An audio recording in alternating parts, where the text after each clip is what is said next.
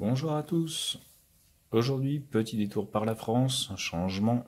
On ne va pas aux États-Unis et on va parler Peugeot 404 de chez Norev ou 118 toujours. Rien à voir avec les grosses américaines. On va parler grosse française. Enfin, grosse française. Comparé à une américaine, c'est petit, mais ça reste une berline française aux proportions françaises d'une voiture française, mais avec un look d'enfer. Donc c'est Norev qui a sorti ça il y a une douzaine d'années à peu près.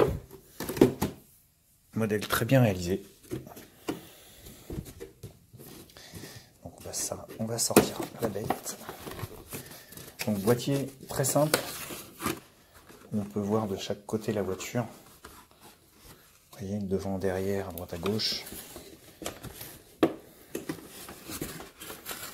Et on va...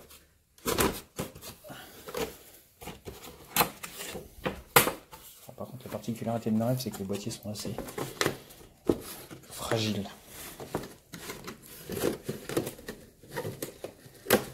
Les cartons du moins. Alors, ça fait un petit moment que je l'ai ouvert celui-là, donc...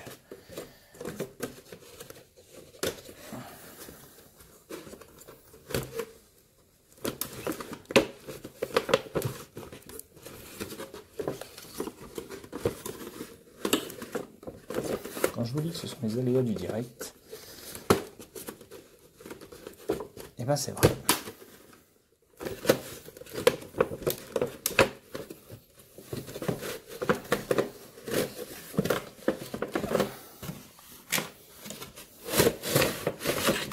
Voici.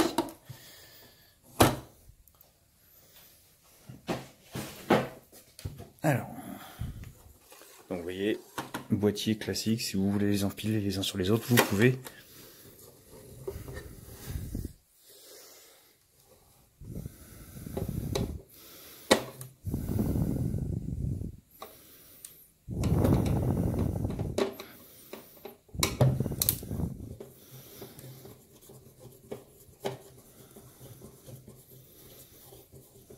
Quatre bis.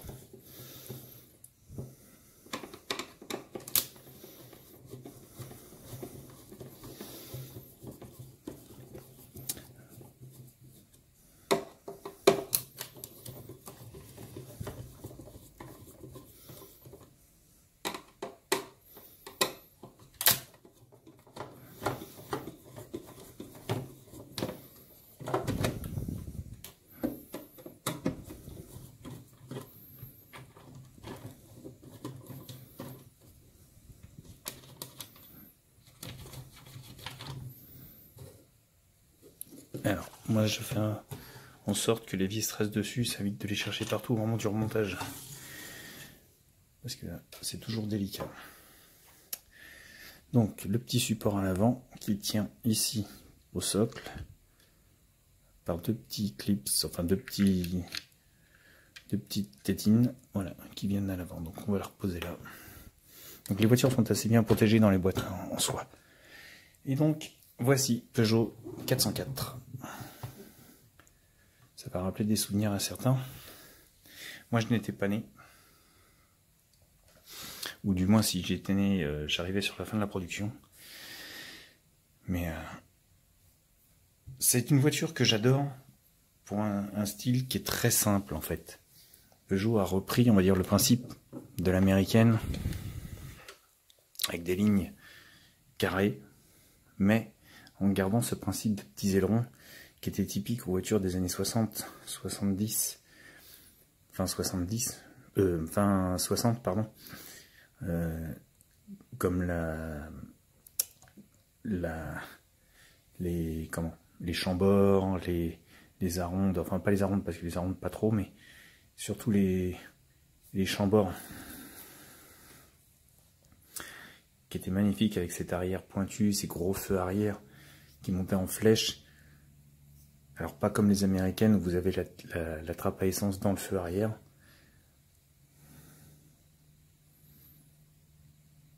Vous vous avez quand même un très beau modèle. Alors, vous voyez, la ligne Peugeot est très bien reprise, avec ses jantes ajourées et ses petits enjoliveurs chromés, vraiment magnifique. Le dessin du pneu reprend bien le Michelin d'époque.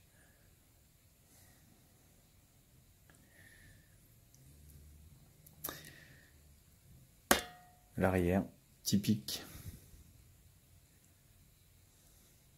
Vraiment superbe. Les deux petits feux, les deux petits rajouts de feu anti-brouillard qui sont là sont du plus bel effet sur la voiture. Et ce petit échappement qui ressort lui donne un look assez sympa. Les deux grosses butées de pare-choc sont présentes également. Ils ont repris les entourages de fenêtres, vous voyez, avec un liseré argenté pour montrer les chromes qui redescend sur l'aile arrière.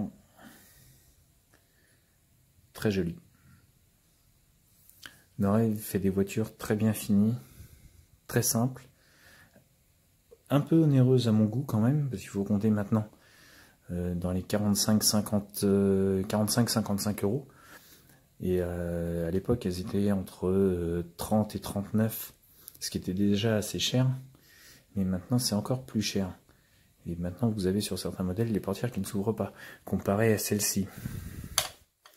Alors, pareil, il faut faire très attention parce que comme il y a les vitres qui s'ouvrent, comme la vraie, bien sûr, il faut la prendre par la poignée et c'est très fragile. Et donc on a cet intérieur magnifique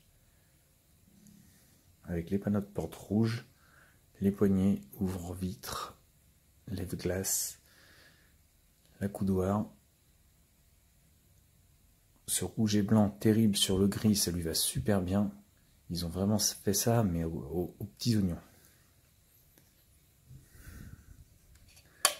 Donc la porte arrière, elle ne s'ouvre pas par contre.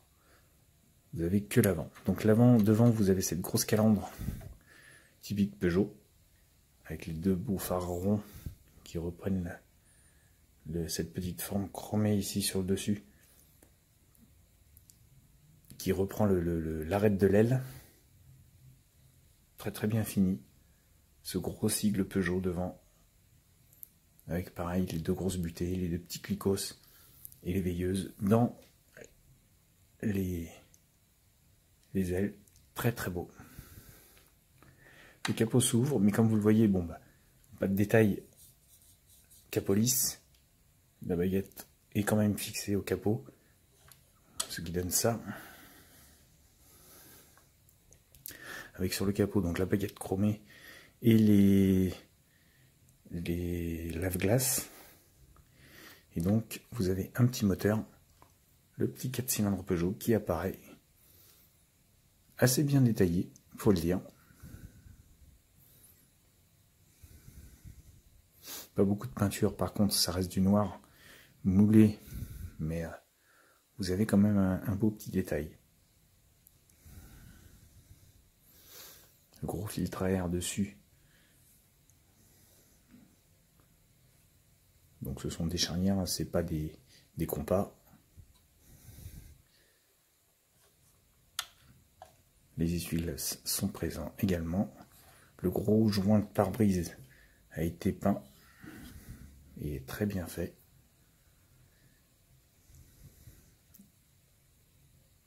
Donc à l'intérieur, on voit bien donc les panneaux de porte blanc et rouge. Et cette banquette rouge du plus bel effet, qui était en velours à l'époque, ou en tissu, ça dépendait de la gamme. Mais le contraste était vraiment très beau, vous voyez. Ce gris et rouge, il n'y a pas à dire, c'est vraiment typique de ces modèles-là, et c'est vraiment très beau. Le toit ouvrant est dessiné, n'est pas ouvrant, mais est dessiné. Vous avez les supports de galerie également, qui sont présents. Il n'y a pas de galerie, mais on s'en fout. Vous avez dans les ailes les petites veilleuses, ici, de chaque côté. Typique au modèle. Et cette belle arête qui parcourt l'avant et l'arrière. Voilà. Donc quand on passe en dessous, alors on s'aperçoit que là il y a un travail qui a été fait. Et comme le moteur, lui, est moulé en une seule pièce, vous avez par ailleurs, ici, la boîte de vitesse et le carter moteur, moulés eux aussi au châssis, donc c'est pas démontable. La ligne d'échappement, elle, est démontable. Enfin, démontable, façon de parler, mais je veux dire, elle n'est pas moulée dans le châssis, c'est surtout ça. Et donc le châssis est bien repris, comme l'origine, avec les renforts. Là, vous avez l'arbre de transmission, parce que c'était une propulsion, qui est là, qui est moulée avec le train arrière, les renforts, le réservoir, la roue de secours qui est dans le coffre sur le côté, qui est ici.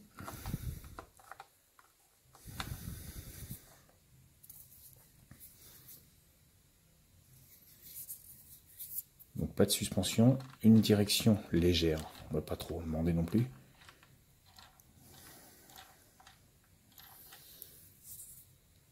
On voit bien les détails des cardans, des soufflets de direction, mais bon. Pour l'époque, pour l'époque de la sortie de la voiture, c'est-à-dire il y a une douzaine d'années, Norev avait déjà tapé très fort avec ce modèle. Je dis pas que maintenant ils font pas des beaux modèles, ils font de très beaux modèles, mais les prix ont augmenté, malheureusement. Merci l'euro, soit dit en passant. Donc là vous avez à l'arrière les détails des tambours. Pareil, léger les détails, mais il y en a un petit peu quand même. Donc il n'y a pas de suspension, hein, c'est train à air rigide. Et à l'avant, il n'y a pas de suspension non plus. Mais vous avez un modèle qui est très très joli, avec un gris métallisé d'une peinture qui est très très belle. C'est soigné. Ah, j'ai oublié de vous présenter le coffre. Voilà.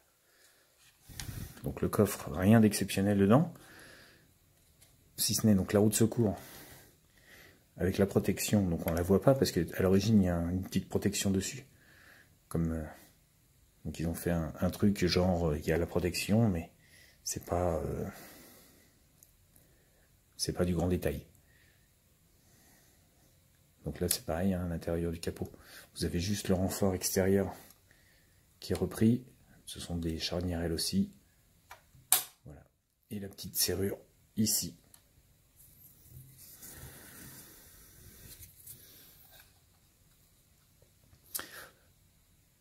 Ceux qui aiment Peugeot ont dû apprécier ce modèle quand il est sorti. Ils doivent l'avoir dans leur collection. Ceux qui ne connaissent pas encore, qui sont trop jeunes et qui jugent Peugeot que par les modernes ou pour X ou Y raison. Moi, je juge Peugeot pour ce qu'ils ont fait dans le passé. Maintenant, je trouve que les voitures modernes n'ont pas d'âme, n'ont pas de caractère. Là, vous voyez une voiture qui représente quand même l'âge d'or des voitures françaises. Et quelle que soit la marque ou les années jusque allez, je dirais fin des années 2000, fin des années 90, début 2000, vous avez des voitures de caractère un petit peu, mais là, et là vous avez donc l'exemple typique avec cette grosse calandre, ce gros sourire Peugeot. C'est magnifique.